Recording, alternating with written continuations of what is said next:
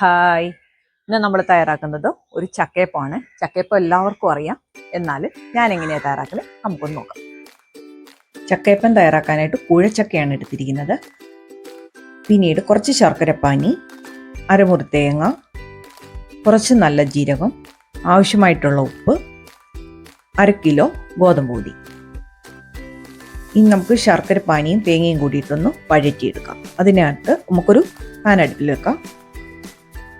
പിന്നീട് നമുക്ക് ശർക്കരപ്പാനി ഒന്ന് ഒഴിച്ചെടുക്കാം. അതിലേക്കായിട്ട് തേങ്ങ കൂടിയിട്ട് ഇട്ട് കൊടുക്കാം. കുഴച്ചക്ക ആയതുകൊണ്ട് നമുക്ക് അധികം വെള്ളമൊന്നും വേണ്ട. അതുകൊണ്ട് നമുക്കിതൊന്ന് ചെറുതായിട്ടൊന്ന് വറ്റിച്ചെടുക്കാം.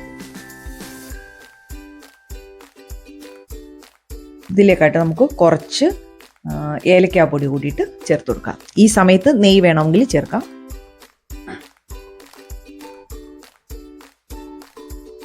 നമുക്ക് സ്റ്റൗ ഓഫ് ചെയ്തിട്ട് ചക്കയുടെ കുരുവൊക്കെ എടുത്ത് മാറ്റാം. പിന്നീട് ഗോതമ്പ് പൊടിക്കകത്തോട്ട് നമുക്ക് 1 സ്പൂൺ റവ കൂടിയിട്ട് ചേർത്ത് കൊടുക്കാം.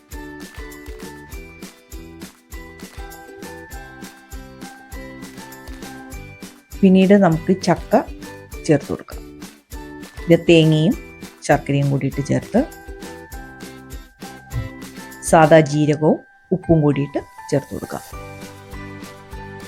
പിന്നെ ഇതെല്ലാം കൂടിയിട്ട് നന്നായിട്ടൊന്ന് മിക്സ് ചെയ്തെടുക്കാം.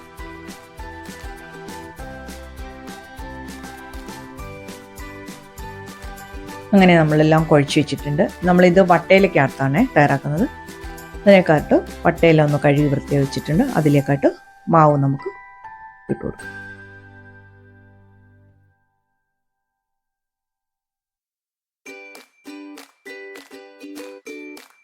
അങ്ങനെ നമ്മൾ ഒരെണ്ണം പരത്തി കഴിഞ്ഞു.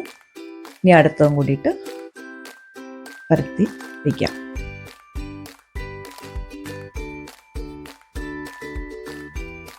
അങ്ങനെ നമ്മളെല്ലാം ചക്കയപ്പവും പരത്തി കഴിഞ്ഞ് അടുത്തായിട്ട് നമുക്കിതൊന്ന് സ്റ്റീം ചെയ്തെടുക്കാം.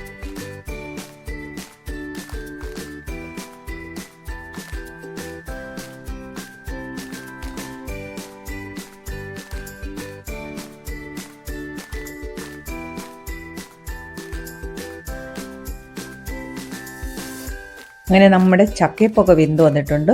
എനിക്കൊരു 20 മിനിറ്റ് വേണ്ടി വന്നു ഇത് വെന്ത് വരാൻ വേണ്ടിയിട്ട്. ഇനി നമുക്കൊരു സെർവിങ് ഡിഷിലേക്ക് മാറ്റാം. അങ്ങനെ നമ്മളുടെ ചക്കയപ്പൊക്കെ റെഡിയായി.